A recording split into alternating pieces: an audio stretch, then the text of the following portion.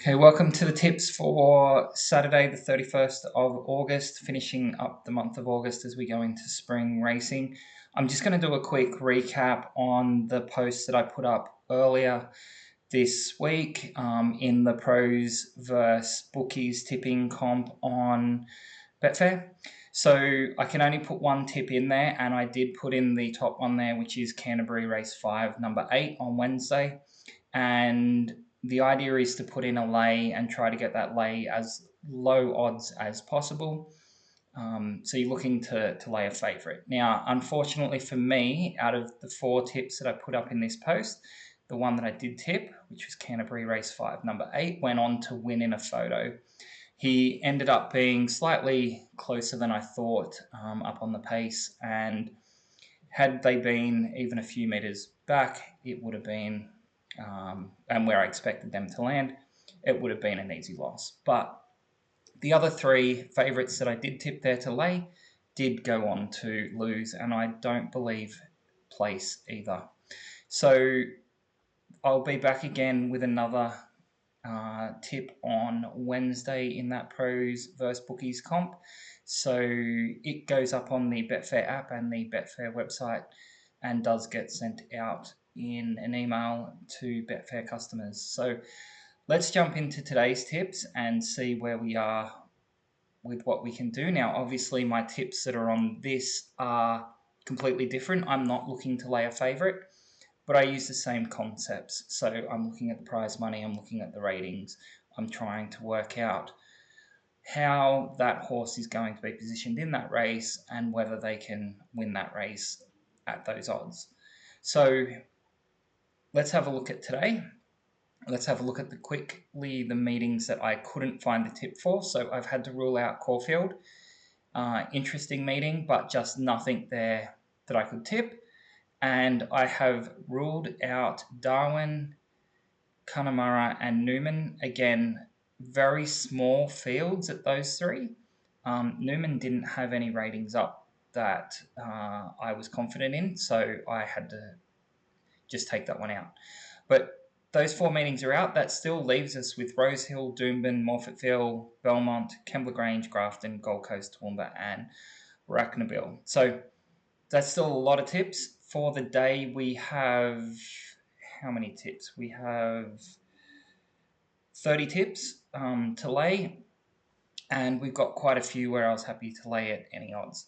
So let's jump into them. I have the reason here on why I have gone with these ones as a lay. So we had Rosehill race 6, number 8. It's outclassed in this race. It's stepping up in class. It doesn't have much of a chance at odds of 200. Then we jump to Doomben, race 4, number 8.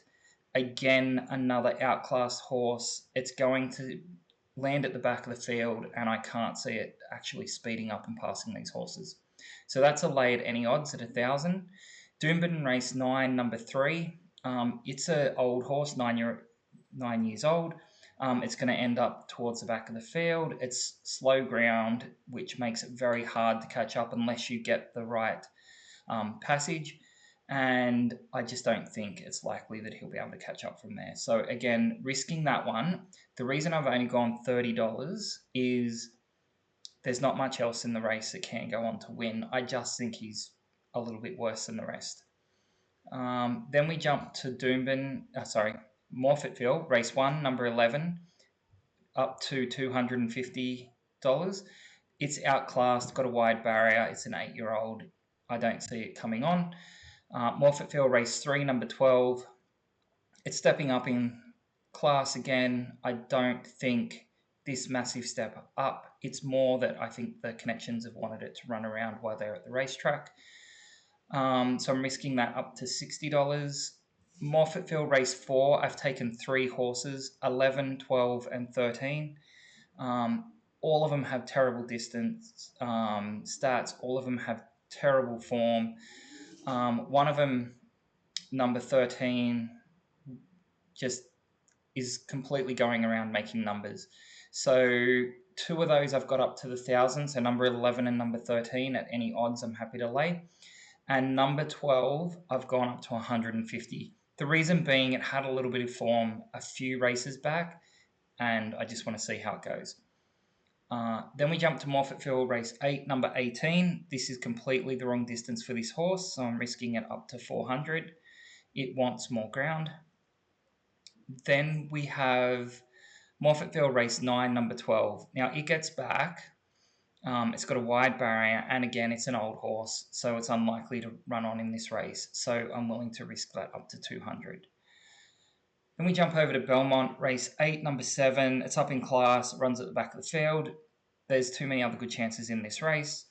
I don't see it figuring at all, so I've gone up to 200. Sorry, 50 on that one. Then we jump to Kembla Grange. Kembla Grange, race 1, number 5.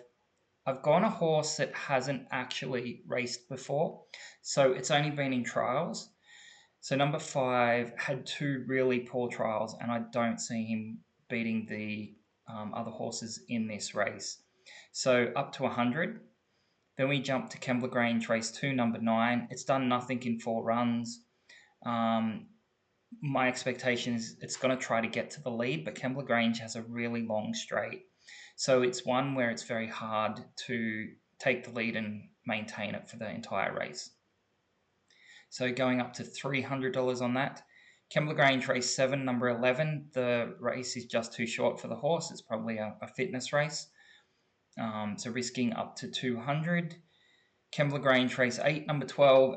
Again, we find a horse that is outclassed. It has no form at this track. It has no form on the going, which I believe is good at Kembla Grange. So I'm taking that one up to $80.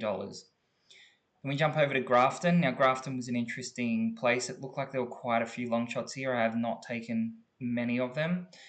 I've taken race 2, number 18. This horse has run 47 times and has not won, and only placed 3 times. So I'm willing to risk that up to 200, mainly because the other horses in the race are pretty poor. Grafton race 4, number 13. We've got a horse that has raced 111 times. It's an 11-year-old, and it's only got 4 wins, and its last win was 4 years ago. So they're just running this horse around. I can't see it winning. I can't even see it placing. I'm risking at any odds on that one. An 11-year-old in a sprint just can't keep up. Then we go to Grafton, race 5, number 13. This race, again, is too long for it. It looks like it's stepping up to a distance that it's unlikely to perform at. So given it's stepping up to a distance and I've got a few queries, I've only taken that up to $40 in the odds. Race 6, number 13, it's just out of form. It hasn't been running well, so up to $100. Then we jump to the Gold Coast, which is a poly track, which means we're looking for horses at the front to go on and hold the lead. It's one of those places where horses don't run on from the back. So race 1, number 7, it's been near last every race. It'll probably be near last again. It won't run on, risking that up to 300. Gold Coast race 3, number 7. It's up in class. It's out of form since it had a spell. I'm risking that up to $50. Then race 5, number 11. It will get back from the barrier that it's in. It's unlikely to have the speed again on this track to pass the horses that are leading. So up to 200. And Gold Coast race 8, number 9. It's just got poor form. It's outclassed. It's stepping up. Willing to go up to 150. And then we jump to Toowoomba late in the evening with race 6, number 12. Again, outclassed, and they've tried different running styles with this one. So they've ran at the back, they've ran at the front. Nothing's really worked. I don't know how they're going to run this horse, so I'm got a bit of a query on it, but I still think it's outclassed in this race. So that one will go up to $100. Then we got race 7, number 9. It's had 10 runs and hasn't even been close to running a place or winning. So I'm willing to risk that one up to 35. Again, there's not much in the race. So it's just the worst horse in a really bad race. Then we go off to Racknabil. which in race 1 I have number 14. It's outclassed, stepping up again, poor form. So I'm willing to risk this one up to $1,000. It'll likely go at $1,000. Race 2, number 1, not even placed in 10 races. I'm willing to risk up to 150. Race 2, number 5, it's done nothing since it's gone for a spell, so I'm willing to risk that up to 150. And race 2, number 4, so same race. I've got 3 horses in this race. Nothing been shown in any of its 3 runs. They're basically double digits lengths that it's been beaten. Hasn't done much in barrier trials, so I'm willing to risk that one up to $1,000. And then lastly, race 5, number 13, it's just making up the numbers. It's got 1 win from 57 runs. Again, it's a pretty poor race, so I'm only going to go up to $50. So that's the tips for today. I will put these up into a Google Sheet, which I will link in the description once I get this posted. But let's have a quick look at the results for last week. So looking at Sunday, because we'd already done Saturday, we had 2 meetings abandoned, or 3 meetings abandoned, which just took out most of our selections. So we ended up having a profit of $1.11 on risking $30 where we looked at the odds. And what did we have here? We basically had, not even $1.11. It was 98 cents. So not much on the $30. And if you didn't skip anything, made $1.42. That was just too much abandoned. We didn't have enough races to do anything. Good thing is we are back up to $14.78, so half a unit on risking $30 off 158 selections. So not too bad on that. We have got above the 1 unit, so we're up to $34.51, where we take all of the selections regardless of odds. And we've only had the 1 loss out of the 263. So seems like we're going pretty good there. And hopefully, again, today we have a clean run and we get all these horses. I have cleared the horses that have been scratched late this morning, so I'm hoping all these horses do run and we are able to get quite a few under the odds.